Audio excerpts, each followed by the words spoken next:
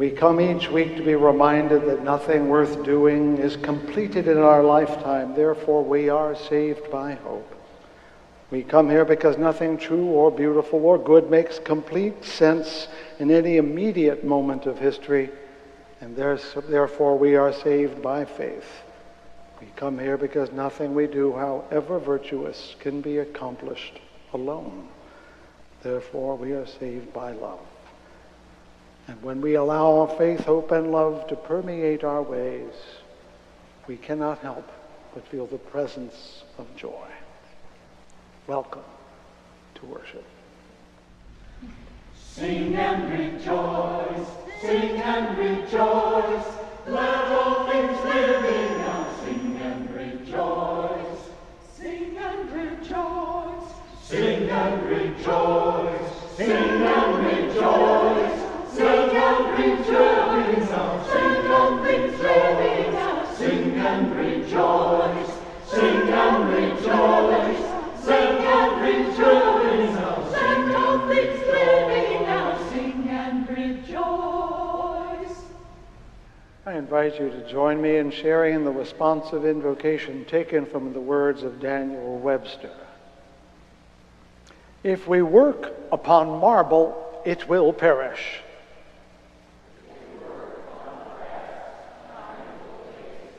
If we rear temples, they will crumble to dust. But if we work upon immortal minds, if we imbue them with high principles and love of their fellow, we engrave on those tablets something which no time can efface, which will brighten and brighten to all eternity. Good morning. I know, let's try that again. It really is a good morning, isn't it? Good morning. Oh, it's lovely to see you. My name is Fred Wooden. I'm one of the clergy who serve here at Fountain Street Church, and it's a delight to have you in our midst, faces known and new. We have lots going on in the world, but let me tell you briefly about Fountain Street Church. If you're new to it, if we remember the song we just sang, it talked about pilgrims we march along. We are a pilgrim church. Long ago, someone asked a liberal religionist, "Where do you stand?" And the man said, "We don't stand anywhere. We move." Which is to say that ours is a journey of faith, one with another, and like all hikers on the trail, we greet the fellow hiker as family, partner, someone to go with, to take us along the way. The prophet Amos said, "Can two walk together except they be agreed?" Yes. As long as they agree to walk together, the journey is worth the walking. And if you're with us today for the first time, welcome to our journey. If you are here today for the 700th time, so good to see you again. Because along the way we will meet and part with many, but the trail leads on and the mountain will never be scaled. This is Fountain Street Church, a liberal church in Grand Rapids for almost 150 years. You're on the road with us today. Thank you for being part of us.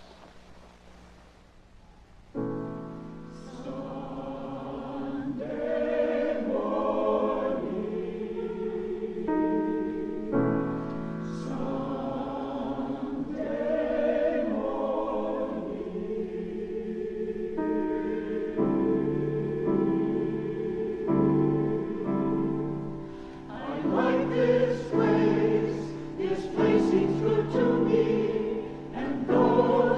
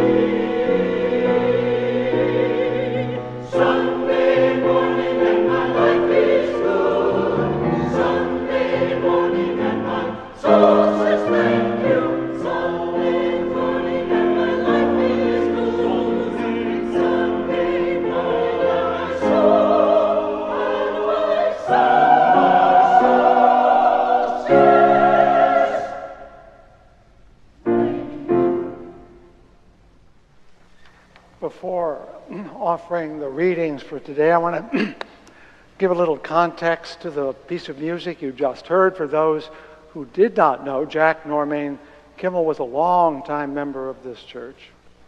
He and Adrian Sweats, also a long-time member of this church, created music for us and for the community at large. And Jack, who passed away in August, was memorialized yesterday in the chapel, and the choir in full force was there and sang that and other works of his. And so it is an offering from the legacy of this church this morning via the choir, but it is the wisdom of Jack and Adrian that we lift up today. And they are readings of their own. In addition to that, I bring 3 passages.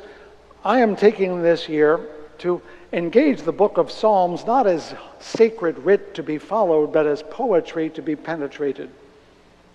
Not because I like them all the time. Sometimes I think they're exactly awful. But because we have to engage the awful as well as the pleasant and confront the difficult as well as the easy. And Psalm number 2, I started with number 1. You can sense a pattern here. Is interesting because it's so different in some ways from Psalm number 1. Laga ragashu goyim, it says in Hebrew. Why do the nations rage, conspire, plot in vain? The kings of the earth stand up and the rulers take counsel together against God and against his appointed one. Let us burst their bonds asunder, they say, and cast their cords from us. But the one who sits in highest heaven laughs. God has them in his derision. God will speak to them in his wrath and terrify them in his fury. I'll skip over a few verses to make it short. Now therefore, O kings, be wise. Be warned, rulers of the earth. Serve God with fear, with trembling, or he will be angry and you will perish along the way. For his wrath is quickly kindled. And then it ends ironically, happy are those who take refuge there.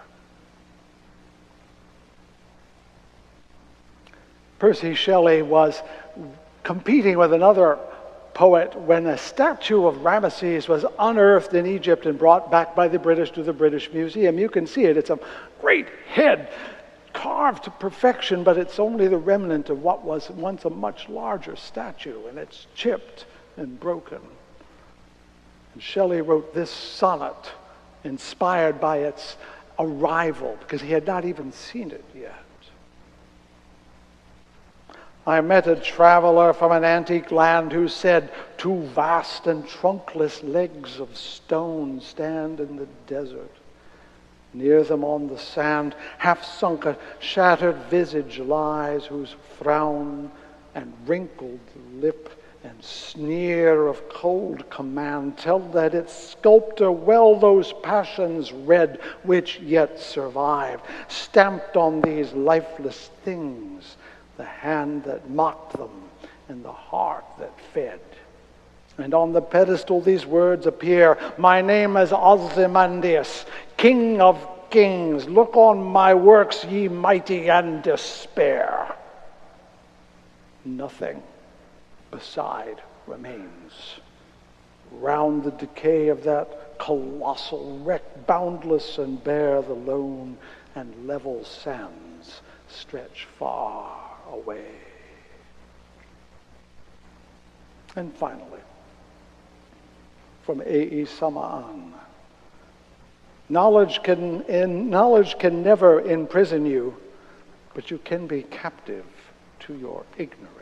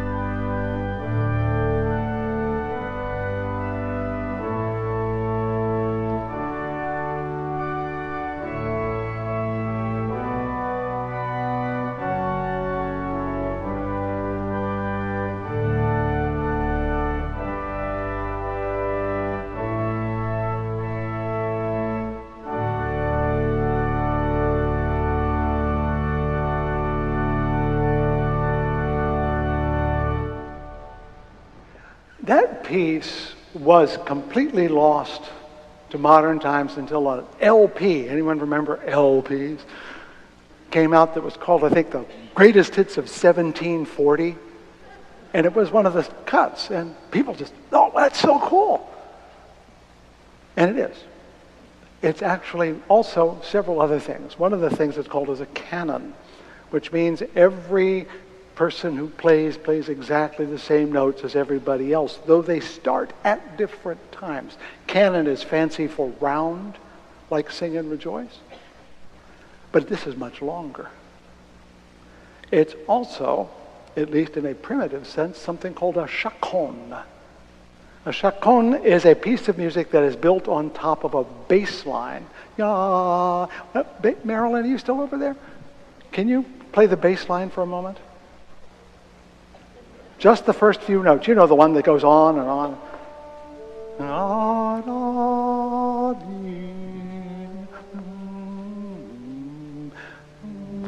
And that repeats over and over, and everything gets added on top of that. Why is this about a prayer? You might think of the procession of days like a chaconne. The sun comes up, it passes across the sky and goes down, and does so ad infinitum. And by itself would be tedious to the point of death. Why does the day become precious? Because we add the music to it. We all begin our lives at different moments, opening our minds and hearts as we come out of the womb crying. We learn our language and how to walk, how to work, and how to love.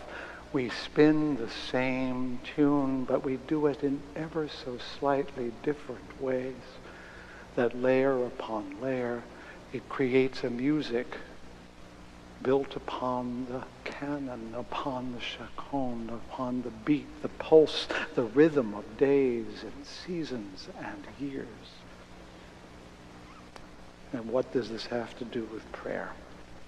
Who knows the prayer of St. Francis? Make me an instrument, a means. So I wish to invite you into a prayerful moment.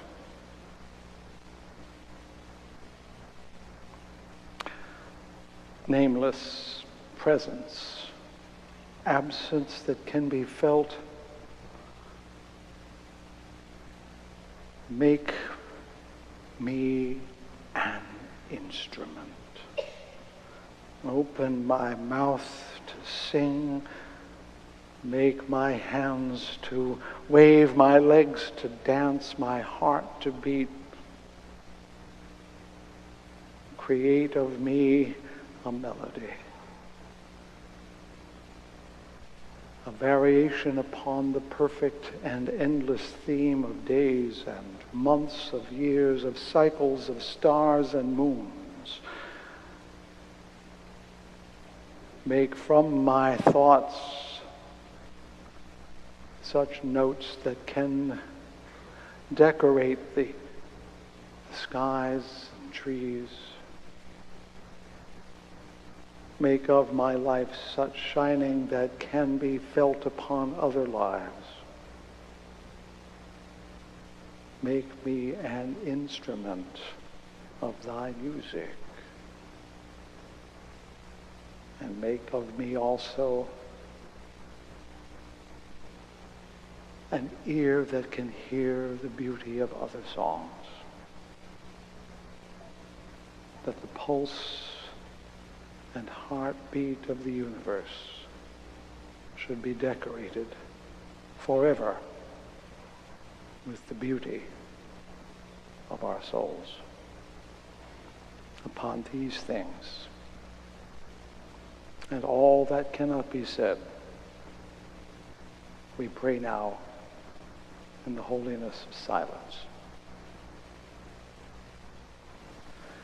And into that silence, let us say with word or heart, Amen.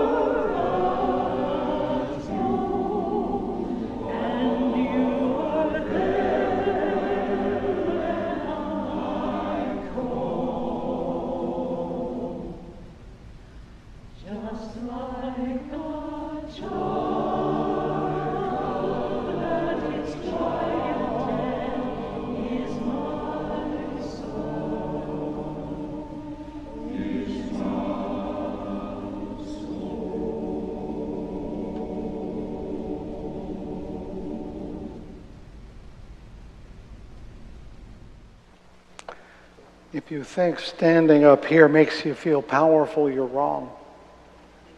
Which is why every week as I prepare to share the thoughts that have come to me in the previous week, I invoke the presence of our ancestors,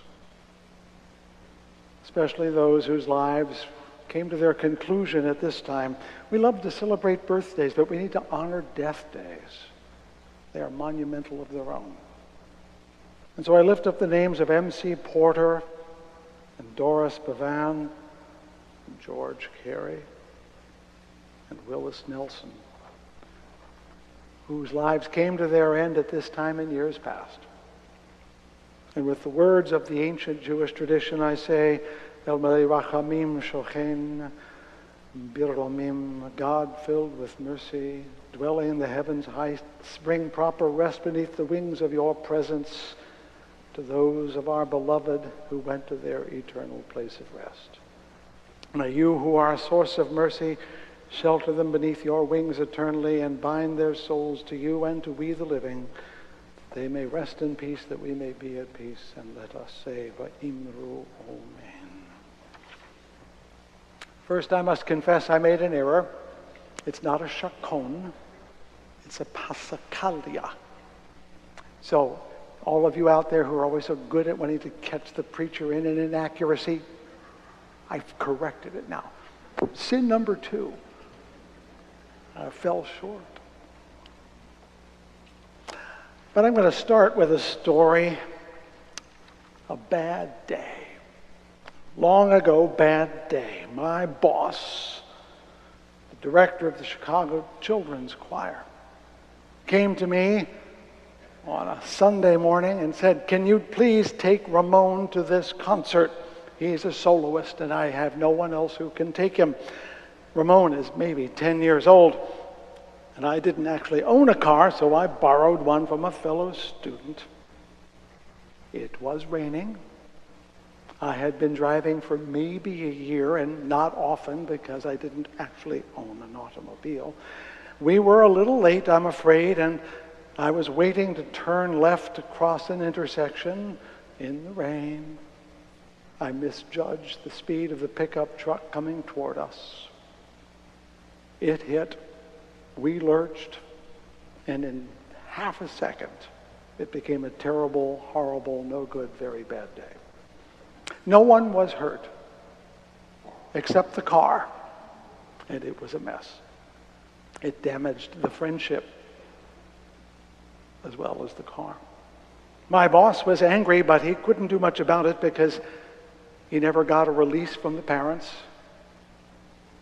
We were all very grateful things were not horrible in the horrible sense. And Ramon got to the concert, and he sang. He was the boy soprano, you see, whose lovely in voice intoned Leonard Bernstein's setting of Psalm 23. Adonai ro'i lo echsar. And if you know that piece, it is sublime in its beauty and its tenderness. That was the spring of 1976, 41 years ago. 14 years later, I was in a new church in Austin, Texas, and the choir asked me, "What would you like at your installation?" And I said, "The Chichester Psalms." It is among my favorites.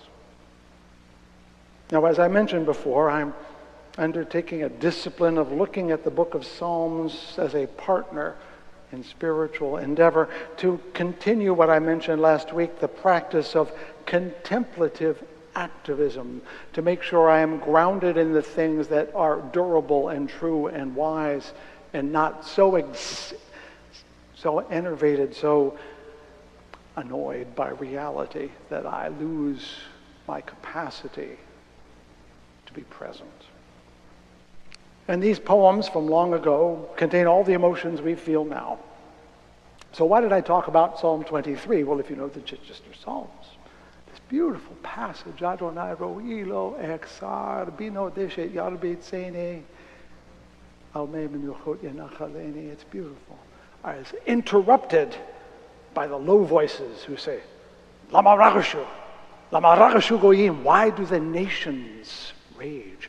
And the tension between the two, this beautiful poem of sensitive longing, of feeling safe, of feeling vulnerable, is paired with this awful psalm about how the nations rage and they go back and forth. And at the end, you can hear the churning of Psalm 2, and over the top of it spins this beautiful upper level voice as they sing again. And it ends. It ends on those notes way up there. I can't sing them, but on those words. Yavashti Bavet Adonai La'orek Yamim. And I will sit in the house of God many, many long days. It's a fabulous moment in music, putting the two together. 3,000 years later, they still sing to us through Bernstein, if no one else. And I do know that when we talk about the nations raging, we can name them by name now. They don't have to be Egypt. They're not Assyria. They're not Babylonia. They're India and Pakistan. They are Kenya and Venezuela. It is the United States and North Korea. The raging of nations has continued unabated for 3,000 years. But the psalm, if you read it carefully, is not about war. It's about hubris. It's about the leaders of the world thinking they're all that and a bag of chips, as we used to say. It's about the eternal and universal tendency of powers and principalities to believe themselves right because they have might. Shelley's poem is an iteration of Psalm 2. A reminder that the most mighty powers on the earth will never endure forever. And that's why he describes this crumbling monument in the sand, now forgotten, whose kingdom, whose empire has dissolved. Look on, ye look on in despair. And yet there he stands in the sand alive, and Ozymandias is dead. That poem, along with the psalm, has helped me in recent weeks with the domestic controversy around Confederate statues. Public statues are, as Ozymandias indicates, expressions of power. See what I can do. I can cause statues to be made and erected. I am mighty.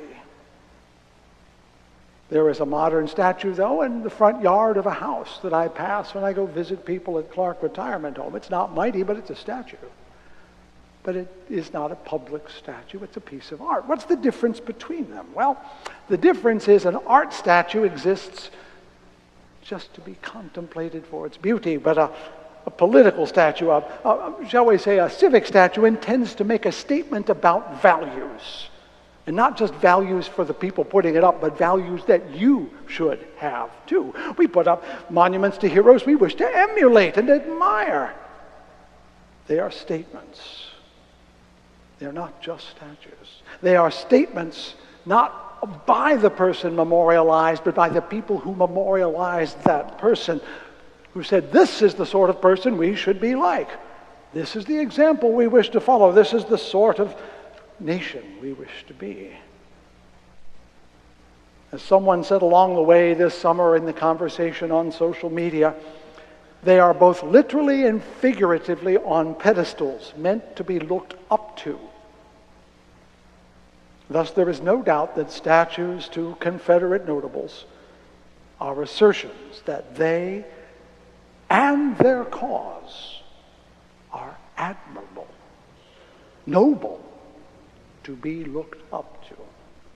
And to me at least, I know not to me alone, they are profoundly un-American. They are profoundly immoral assertions of things that are not American. They have existed and came into existence to assert a society founded on white supremacy that intends to stay there as long as possible. And I consider white supremacy to be utterly contrary to the ideals our nation said it was founded upon: equality and democracy. Now, I say this as a Southerner, though you cannot hear it in my voice. Give me enough bourbon and I can return. I am a 10th generation Marylander, which, though not members of the Confederacy, was a slave state. The home and birthplace of both Frederick Douglass and Harriet Tubman. My home church in Baltimore, the first Unitarian church, very progressive, had a slave gallery built into it so that the high and mighty could have themselves driven to church on Sunday and their slaves could sit out of sight during the service.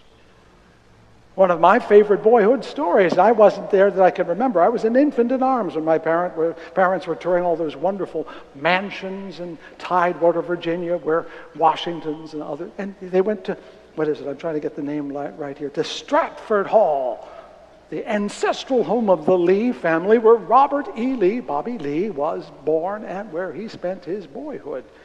Now, my parents were going through the house, and the daughters of the Confederacy, being largely little old ladies, all of them little white old ladies, couldn't help noticing what a lovely infant I was. Calm, untroubling, just the perfect picture of babyhood. And according to my parents, one of them leaned over to my parents and said, "Would he like to take a nap in General Lee's cradle?" Yes. Me and Bobby Lee in the same cradle. I hope I have a more or less checkered outcome. As little boys in my neighborhood in D.C., in Baltimore, we didn't play cops and robbers. We didn't play cowboys and Indians. We played blues and grays a century later. And no one told us, except the older boys who learned it from their older boys. It was in the water of my life. Our cleaning woman, and many of us had cleaning women, and they were all black, lived in a shanty town just off a driveway that I passed every day on my way to school and never noticed before.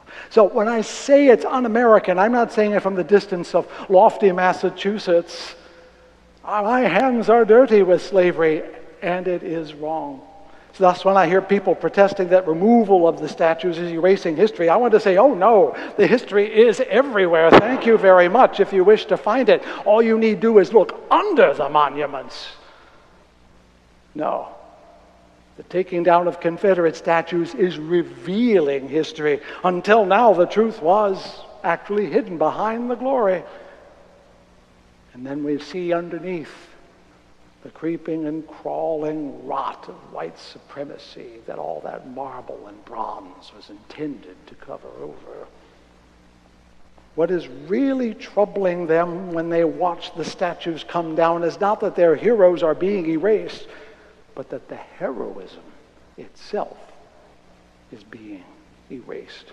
Because no heroism can compensate for the moral and spiritual corruption of the Confederate mistake. I have several times quoted William Faulkner, the bard of Oxford, Mississippi, who observed that the past isn't dead, it's not even past. He was talking about the South. And anyone who understands Jim Crow will know that the Civil War ended only the bullets, not the Confederacy itself.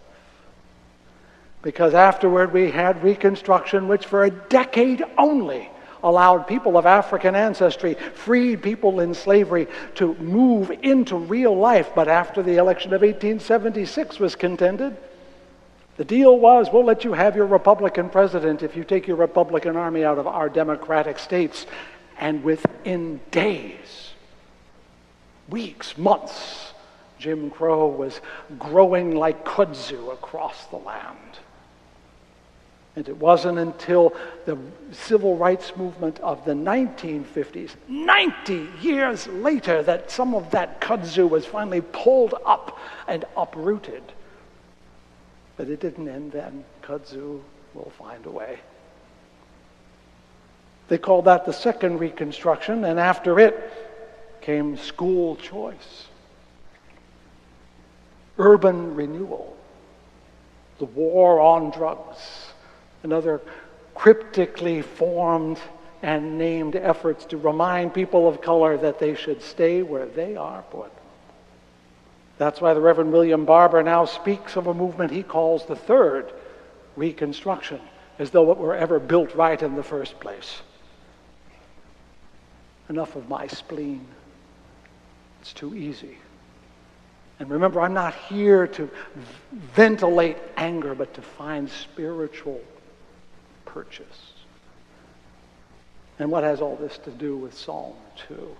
Well, as the Civil War was drawing to an end, President Lincoln, in his second inaugural, the most remarkable inaugural address you'll ever encounter, spoke to the reality that both the North and the South were in the wrong.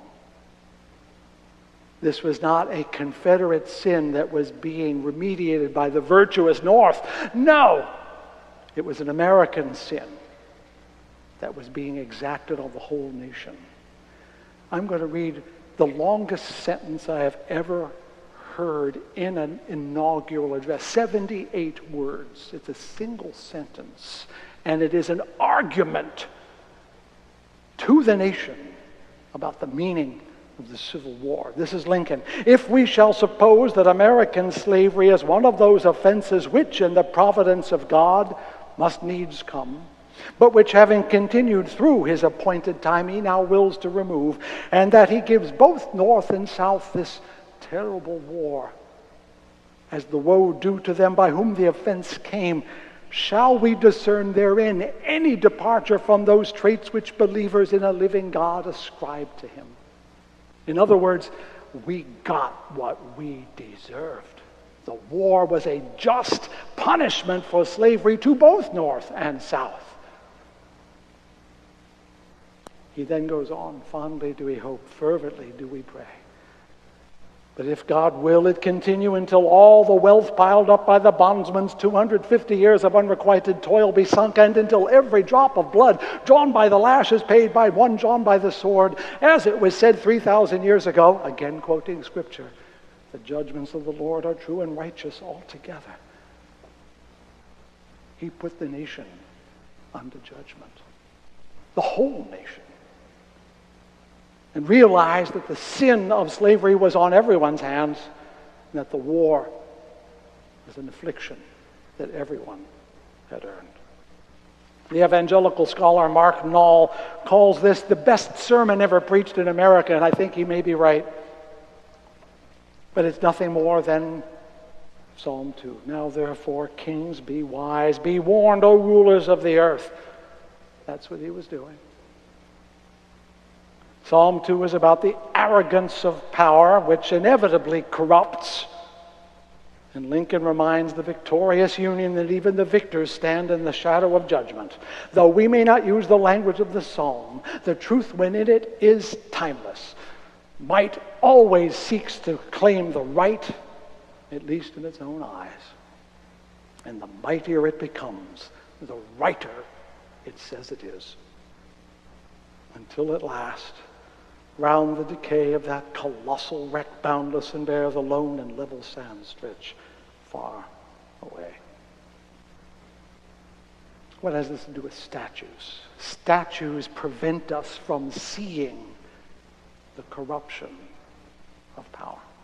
They elevate it to the point of worship. We should question every statue ever put up, except one. I was in Philadelphia about 40 years ago, and I had a day off, and I saw the Liberty Bell and Independence Hall and all those really nice colonial things. But I walked uptown, and there's Philadelphia City Hall, a kind of French Belle Epoque, a catastrophe of a building. It's immense. There's a tower on the top of it, and a dome, and on top of the dome is a statue of William Penn. I was charmed. Oh, there's William Penn looking all Quaker up there. Isn't that nice? But over the door of the City Hall, with quotation marks around it, is this saying ascribed to Penn. They were wrong, by the way, but it suits him. Men must be governed by God, or they will be ruled by tyrants. What a curious phrase. Makes you ponder. It's not a decision, it's a warning that's ambiguous. And it sounds so much like Psalm 2, doesn't it? It has stuck with me through the years because false gods so readily show up and get made into monuments. And by false gods, I mean power itself, wealth, position, racial supremacy, religious superiority, even patriotism itself. When we serve false gods, they do become tyrants over us. Ultimately, they prove false and fall into the sands of time like Ozymandias, and sometimes they take us with them. Only that which no person can own, no person can portray, which cannot be put in a statue at all. Things like equality, things like democracy, stuff like liberty and justice. Those are the monuments that we should be revering. And they have no faces, no horses, no swords, no caps.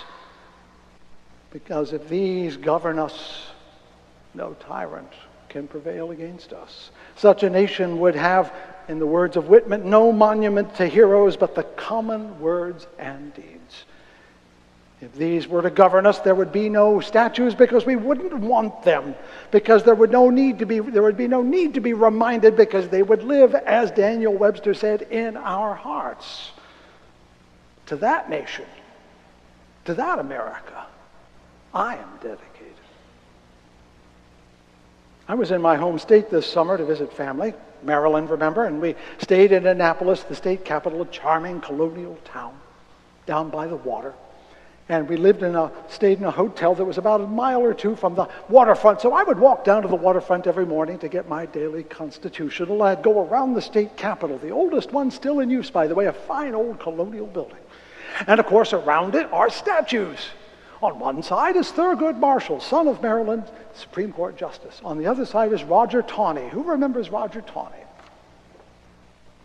He was a great Marylander who went on to become an Attorney General of the United States, an Associate Justice of the Supreme Court, then Chief Justice of the United States. And there he was handing down the Dred Scott decision, which said that a black man has no rights to which a white man must agree.